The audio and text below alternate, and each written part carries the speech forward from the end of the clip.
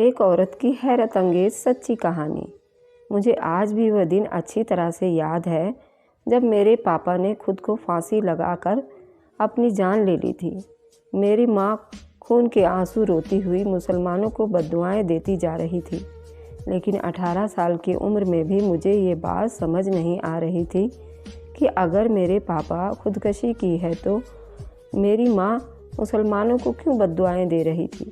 मुझे मेरे पापा से बेहद मोहब्बत थी, लेकिन मैं छोटी थी और फिर बड़ी हो गई। सब भूल गई जब उस घटना को 10 साल गुजर चुके थे और मैंने जवानी की दहलीज पे कदम रखा तो बहुत कुछ सोचने पर मजबूर हो गई थी। सबसे पहला ख्याल तो मुझे उस बक्से का आया जो अजीबो-गरीब किस्म की थी। ये कैसा बक्सा था जिसमें मेरी माँ कपड़े रखती तो धुले हुए निकलते और प्रेस करे हुए निकलते, कच्चा खाना रखती तो पका हुआ मिलता और इस तरह बहुत सारे अधूरे काम पूरे हो जाते। उस बक्सा से जिस कमरे में वह बक्सा था वहाँ किसी को जाने की सख्त मनाही थी। घर में सिर्फ मैं और मेरी मम्मी रहती थे। मेरी मम्मी शाम को आरती के बाद उस कमरे में माला जपा करती थी, खुद को अंदर बंद कर देती थी और इसी तरह हर रात करती थी। मुझे तो यही लगता था कि वह पूजा पाठ कर रही है, लेकिन जब उस कमरे का राज खुला तो मेरे रोंगटे खड़े हो गए। मुझे मालूम ही नहीं था कि उस वक्त में ऐसा कुछ, बचपन में मुझे ये सब कुछ खूबसूरत सा एहसास लगता था कि बक्सा में इस तरह का कुछ होता है। मुझे लगता था कि मेरी माँ हर रात पूजा पाठ और माला जपा करती है और भगवान की आस्था में इतनी लीन हो जाती है। ये सब उसकी शक्ति से होता है। लेकिन जब मैं बड़ी हुई तो सोचने पर मजबूर हो गई कि ऐसा कैसे हो सकता है। मेरा ख्याल अब वह छोटा सा दिमाग नहीं रहा था जो आसानी से उस बात को कबूल कर लेता।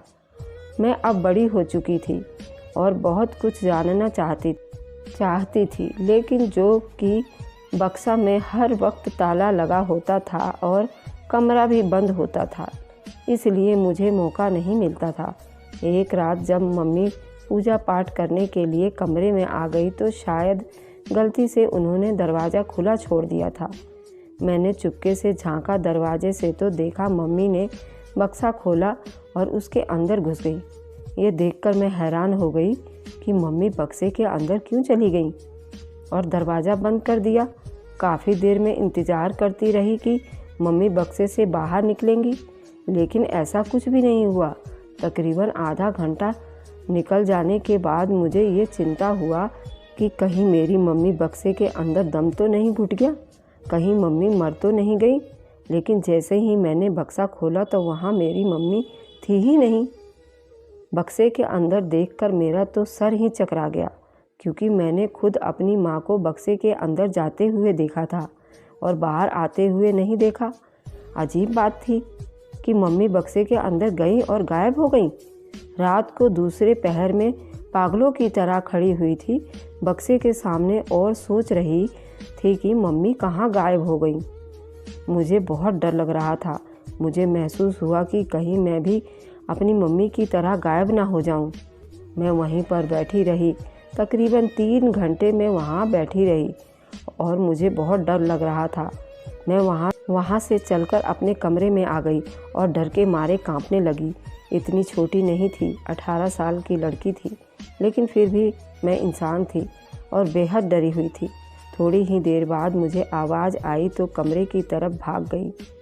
मम्मी बक्से से बाहर निकल रही थी। मंदिर में आते ही आवाज़ होने लगी। मम्मी अपने कमरे में जाकर सो गई। मैंने उनसे कोई सवाल नहीं किया। पापा के मरने के बाद मम्मी बिल्कुल खामोश होकर रह गई थी। मुझसे कोई बात ना करती थी। ज़रूरत की बात के अलावा हमारे बीच में कोई बात नहीं होती थी। मैं समझती थी कि ये पापा का मौत का सदमा है जो मम्मी को लगा है और वह चुप होकर रह गई हैं। मैंने फैसला कर लिया कि मैं बक्सा का राज जान कर रहूँगी। क्या आखिर में ऐसा क्या है? मम्मी से पूछने का कोई फ़ायदा नहीं था। यह तो वह मुकर जाती हैं या फिर चुप रहती। एक रात मम्मी के बुआ का बेटा का मौत की खबर आई तो वह वहाँ से चली गई। मेरे पास यही एक मौका था। बक्सा का राज जानने के लिए मम्मी के जाने के बाद मैं उठ कमरे में आ गई। कमरा तो खुला हुआ था, लेकिन बक्सा में ताला लगा हुआ था और उसकी चाबी ज़रूर मम्मी के कमरे में होगी। मम्मी के कमरे में गई और तमाम कमरा खंगाल डाला। फिर मुझे फ्रिज के ऊपर चाबी मिल गई। मैं कमरे में आ गई और दरवाज़ा बंद कर दिया। फिर बक्से के पास आई तो मुझे डर लगने लगा, लेकिन मैंने हिम्मत की और बक्सा का ताला खोल दिया। मैंने देखा वहाँ पर कुछ भी नहीं है। बक्सा बिल्कुल खाली है और मैं ये देखकर हैरान हो गई कि आखिर क्या माजरा है। मैं दरवाज़ा बंद करने ही लगी थी कि मुझे नीचे से कोई आवाज़ आई, रीना आ जाओ नीचे। ये एक मर्दाना आवाज़ थी जो मुझे बक्से के नीचे से सुनाई दे रही थी, जिसे सुनकर मेरे पैरों तले से ज़मीन सरक गई और सर पर आसमान गिर गया। आखिर ये कौन था जो मेरी मम्मी का नाम पुकार के उसे बुला रहा था? पर मैं बुत बनकर खड़ी रही। फिर मुझे गौर करने पर महसूस हुआ कि बक्से के नीचे कुछ तख्त सा रखा हुआ है। मैंने वह तख्त उल्टा करके देखा तो हैरान रह गई, क्योंकि वहाँ पर नीचे के साइड कुछ खुला हुआ था, यानी कि बक्से के अंदर एक तहखाना था। वह आदमी जो मेरी मम्मी का नाम पुकार रहा था, वह शायद जवाब ना मिलने पर चला गया। मैंने सीढ़ियों से थोड़ा सा झांक कर देखा तो एक आदमी वहाँ पर चारपाई डालकर सो रहा था। मैं बहुत तेज़ डर गई और उस बक्सा को बंद कर दी। मेरा दिल ज़ोर ज़ोर से धड़कने लगा। मेरी आंखों के सामने अंधेरा छाने लगा। मैं सोचकर परेशान थी कि आखिर ये आदमी कौन है। मेरी मम्मी रोज़ाना पूजा पाठ के बहाने कमरे में जाकर क्या करती है? मेरे दिमाग में गलत किस्म के ख्याल आने लगी थी। मम्मी के तरफ से मेरे पापा मेरी मम्मी एक दूसरे के बेइंतहा मोहब्बत करते थे, एक दूसरे के बगैर ज़िंदा नहीं रह सकते थे। और मैं हैरान थी कि पापा के जाने के बाद मम्मी ज़िंदा कैसे थी। वह बीमार हो गई थी तो मुझे लगा कि पापा की जुदाई में बीमार हो गई है, लेकिन आज बक्से के नीचे तहखाने में एक आदमी को देखकर मेरा गर्व टूट गया था जो मेरी मम्मी पर था। मैं हमेशा सोचती थी कि मेरी मम्मी जवान और खूबसूरत होने के बावजूद दूसरी शादी नहीं की। मुझे लगता है कि ये सब उन्होंने पापा की वजह से किया, यानी उनकी मोहब्बत में वो बेवफा होकर बैठ गई और वह दूसरी शादी नहीं की। लेकिन आज कुछ मैंने देखा, उसके बाद मेरी माँ जैसी एक ही लम्हे में मेरी नज़रों से गिर गई थी। ये एक आदमी कौन था जिसे मेरी माँ ने तहखाने में छुपा रखा था? और न जाने कितने सालों से मैं उस आदमी से बहुत ज़्यादा खौफ में थी। इसलिए तहखाने में नहीं, लेकिन मैं अपनी मम्मी का इंतज़ार करने लगी कि वो आए तो मैं उनसे सवाल करूं। उसने मेरे बाप को धोखा क्यों दिया? इतने साल मुझे धोखे में क्यों रखा? मेरी मम्मी सारा दिन वहाँ रहीं और रात को वापस आई। उन्होंने आते ही खाने का पूछा, लेकिन मैंने कोई जवाब नहीं दिया। मैं अजीब नज़रों से उन्हें देखने लगी। क्या बात है रिया, ऐसे क्यों देख रही हो? मुझे मेरा जी अंदर से महसूस कर लिया था। मेरे अंदर गुस्सा भी भरा हुआ था और दुख भी।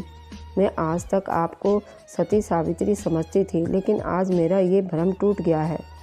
मैं जैसे फट पड़ी थी अपनी मम्मी के सामने।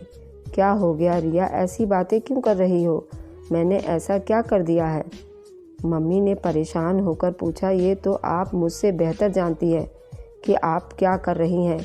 इतने सालों से मुझे तो शर्म आ रही है कि मैं आपकी बेटी हूँ। मैं आज तक समझती थी कि आपको मेरे बाप से बेहद मोहब्बत है, इसलिए आपने दूसरी शादी नहीं की, लेकिन आज आपकी मेरी नज़रों से गिर चुकी हैं।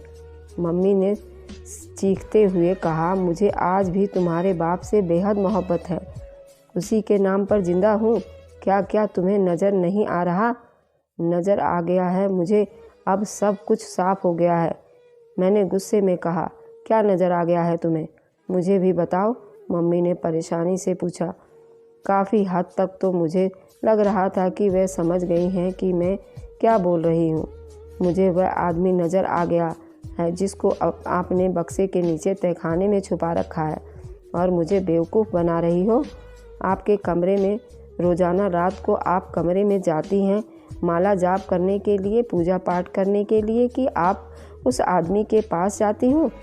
आप मुझे बता दें कि कौन है वो आदमी। मैंने कहा तो मेरी माँ फटी फटी नज़रों से मुझे देखने लगी। तुम्हें कैसे पता चला बक्से के नीचे वाले तहखाने का, और तुमने कहाँ से देख लिया उस आदमी को? मम्मी ने हैरत से पूछा।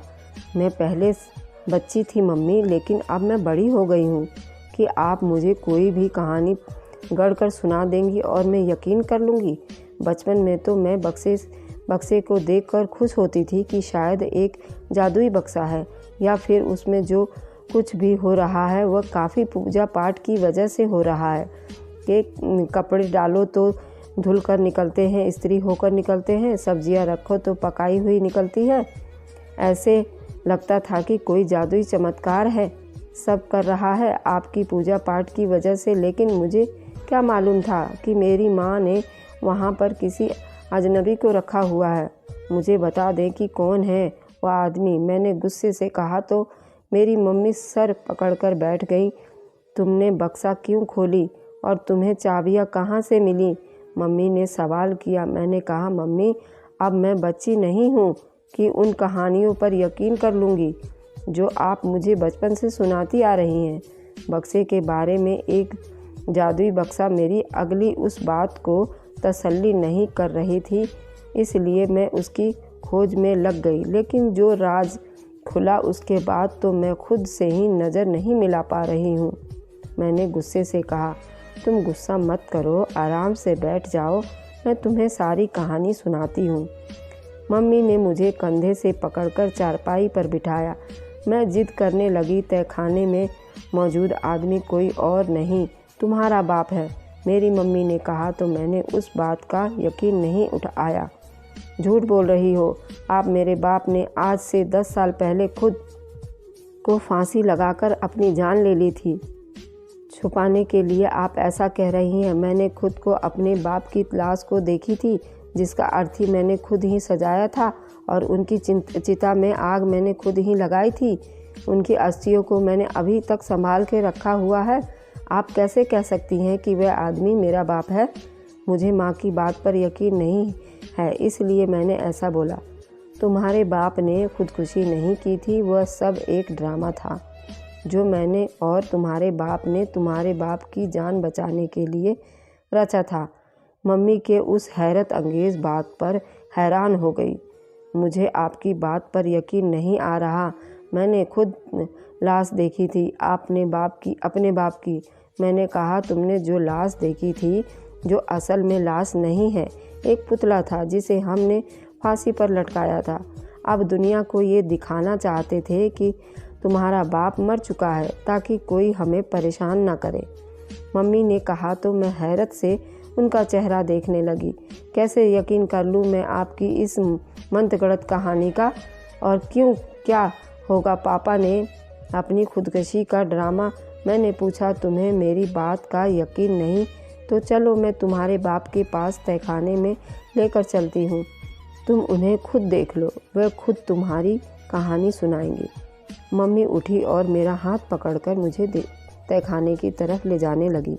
वह आदमी मेरा बाप नहीं है, कोई और है। मुझे अपने बाप की शक्ल याद है। मैंने मम्मी से उसके साथ चलते हुए कहा, तुम्हें अपने बाप की जवानी की शक्ल याद है? अब वह बूढ़ा हो चुका है। 10 साल के अंदर इतनी बदलाव तो आएगी ही ना, इसमें कि आसानी से पहचाना नहीं जा सकता। मम्मी ने कहते हुए बक्सा खोली और मुझे तहखाने में ले जाने लगी। हम दोनों सीढ़ियाँ उतरकर नीचे आए। हमारी आवाज़ सुनकर आदमी जागने पर उठकर बैठ गया और हैरत से मम्मी को देखने लगा। तुम्हारी बेटी को सब पता चल गया है कि अब वो खुद ही उसे सारी हकीकत बताओ, क्योंकि ये मेरा यकीन नहीं कर रही है। मेरी मम्मी ने मेरे पापा का नाम पुकारते हुए उस आदमी से कहा तो मैंने गौर से उस आदमी का चेहरा देखा। बाकी कोई और नहीं, मेरा अपना ही बाप था, जिसके चेहरे पर थोड़ी सी झुर्रियाँ और दाढ़ी के बावजूद मैं उसे पहली नज़र में पहचान नहीं पाई। लेकिन गौर करने पर पहचान गई थी। मैं फटी फटी आंखों से अपने बाप को देखने लगी। मुझे उस मंजर पर यकीन नहीं आ रहा था कि 10 साल पहले मैं जिसे मरा हुआ समझ रही थी, आज जो मेरे सामने जिंदा खड़ा था। रिया मेरी जान, मेरे बाप ने कहते हुए लाड प्यार से मुझे अपने गले से लगा लिया और फूट फूट कर रोने लगा। नहीं, मैं आपकी बेटी क्यों, क्या आप दोनों ने मेरे साथ ऐसा? आप जिंदा थे और मैं आपको मरा हुआ समझ रही थी। मैं 10 साल अनाथ एहसास में गुजार दिए। आपको अंदाज़ा भी है कुछ एहसास का आपको कि मैं आपकी मौत के बाद आपके लिए कितना? 10 साल की बच्ची को अपने बाप से मोहब्बत करती थी, उसके दिल पर क्या गुजरी होगी? उसकी खुदकुशी का खबर सुनकर आप दोनों को कोई एहसास नहीं है कि आप दोनों ने मेरा बचपन बर्बाद कर दिया? क्यों किया आपने मेरे साथ ऐसा? बताएं मुझे। मैं फूट फूट कर रोने लगी थी। बताता हूँ मेरी बच्ची, बताता हूँ। हमने जो कुछ भी किया हमारी मजबूरी थी। तुम सारी सच्चाई जान जाओगी तो तुम्हारा गुस्सा उतर जाएगा। मेरे पापा ने मेरा हाथ पकड़कर मुझे बिठाया और अपनी कहानी शुरू की। मैं गांव की हवेली में गांव के मुसलमानों का नौकर था। मैं बहुत बहादुर था और बहुत ताकतवर था। मैं उनका बहुत ख़ास नौकर था और वह सब मुझसे बहुत खुश थे। फिर एक दिन एक ऐसा वाक़या पेश आया जिसमें मेरी और हम सब की ज़िंदगी हमेशा के लिए बदल कर रख दी और मैं ज़िंदा होते हुए भी मर गया। मुसलमानों की बेटी, जैसे हवेली की बेटी कहा जाता था, वह एक रात मेरे पास आई। वह बहुत ही डरी हुई थी। उसका नाम शमा परवीन था। मैं अचानक शमा परवीन को अपने पास देखकर हैरान हो गया, क्योंकि वह बहुत लाडली थी और उसकी शादी होने वाली थी। लेकिन अचानक वो आधी रात को मेरे कमरे में आ गई तो मैं डर गया, क्योंकि अगर मुसलमानों ने उसे आधी रात को मेरे कमरे में देख लिया तो मेरी तो सामत ही आ जानी थी। छोटी बेटी, आप इस वक्त मेरे कमरे में क्यों आई हैं? अगर आपके भाइयों को ये आपको पापा को मालूम हो गया तो वह गलत सोचेंगे। मैंने परेशानी से कहा, मुझे तुम्हारी मदद की सख्त ज़रूरत है। आज अगर तुमने मेरी मदद नहीं की तो मैं अपनी जान दे दूंगी। शमा परवीन की बात सुनकर मैं हैरान हो गया। उसके हाथ में छोटा सा बैग था और उसने काला चादर पहना हुआ था, चेहरा छुपा रखा था।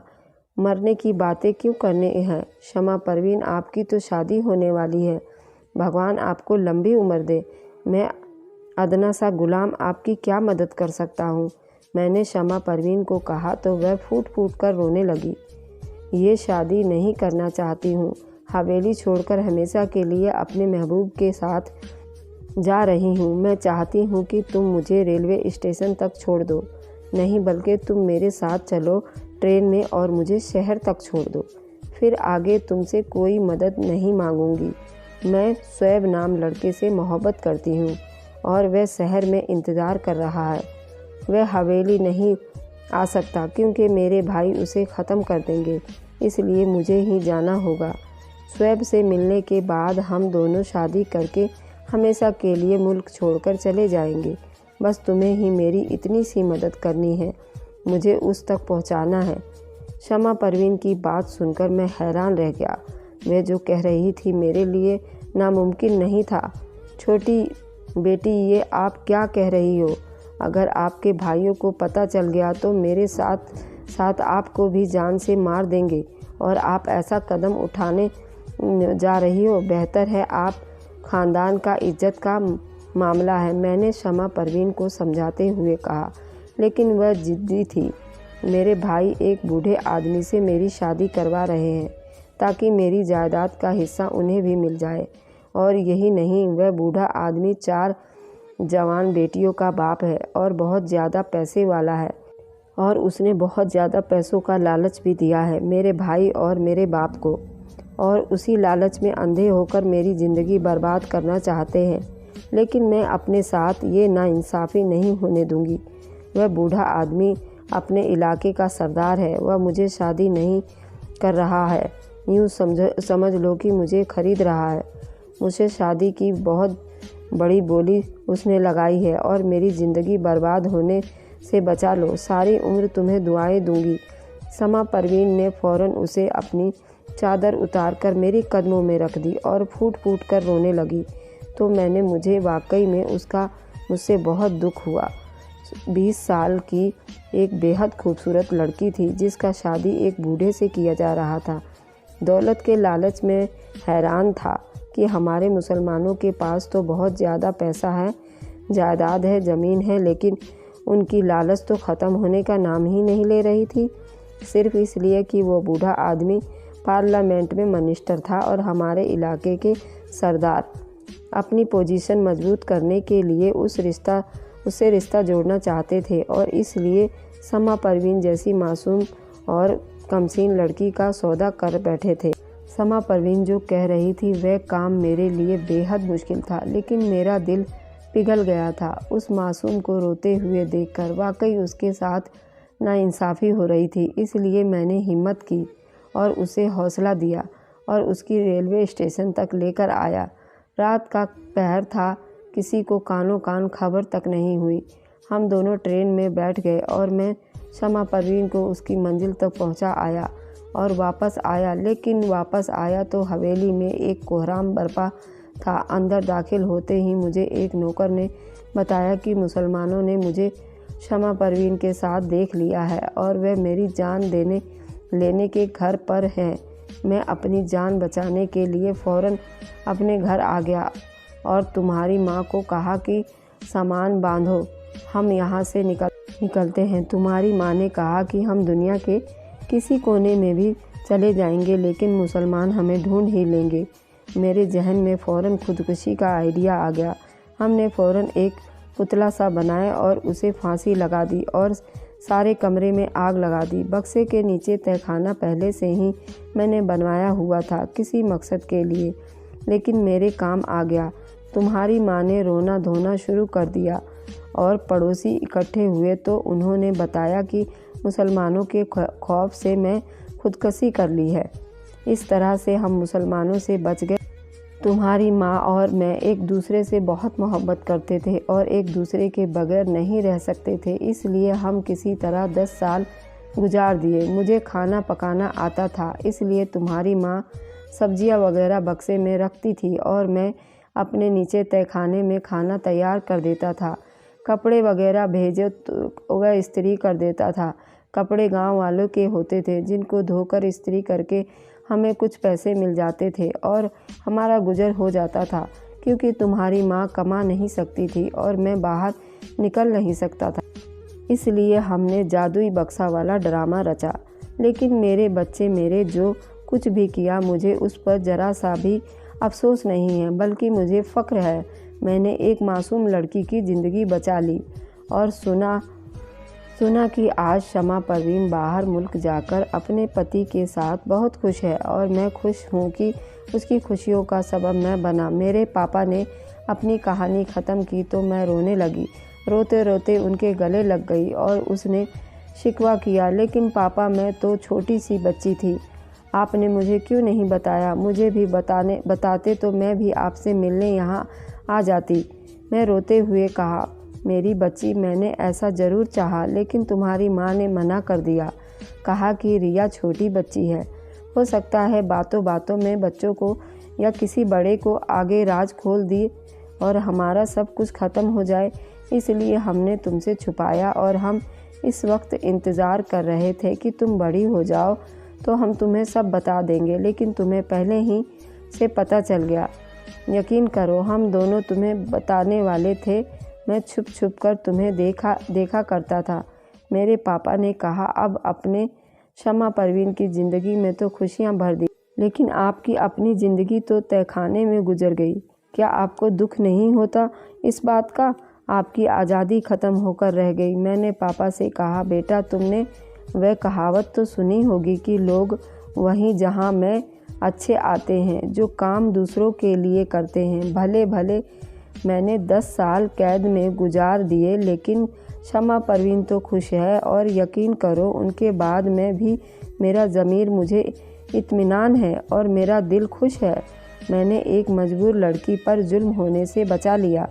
भले मुझे ज़िंदगी में आज़ादी ना मिली, लेकिन अपने भगवान के दरबार में मेरा सर ऊंचा होगा। जो मैंने किया, अगर शमा परवीन की शादी किसी अच्छे इंसान से हो रही होती, मैं हरगिज़ ऐसा ना करता। लेकिन मैं जानता था कि उसकी शादी नहीं हो रही, बल्कि उसका सौदा हो रहा है। और अब मैं आज़ाद हूँ। ज़्यादा मुसलमान इस बात को भूल चुके होंगे। 10 साल गुजर चुके हैं और हम तीनों यह गांव छोड़कर हमेशा के लिए चले जाएंगे, मेरे पापा ने कहा, और हम तीनों आराम से रातों रात गांव छोड़कर चले गए। आज हम शहर में एक खुशगवार ज़िंदगी गुजार रहे हैं और मेरे पापा मजदूरी करते हैं। मैं और मेरी मम्मी उसी पैसों में गुजारा कर रहे हैं और हम अपनी ज़िंदगी बहुत आराम से पापा पर फ़ख्र कर रहे हैं। उन्होंने एक मासूम लड़की की ज़िंदगी बचाने के लिए अपनी ज़िंदगी दांव पर लगा दी। सच कहते हैं लोग वहीं जहां में अच्छे होते हैं जो काम दूसरों के लिए करते हैं। धन्यवाद दोस्तों, स्वस्थ रहें, खुश रहें। अगर वीडियो अच्छा लगे तो लाइक एंड सब्सक्राइब ज़रूर कीजिएगा। Thanks for watching. Bye bye.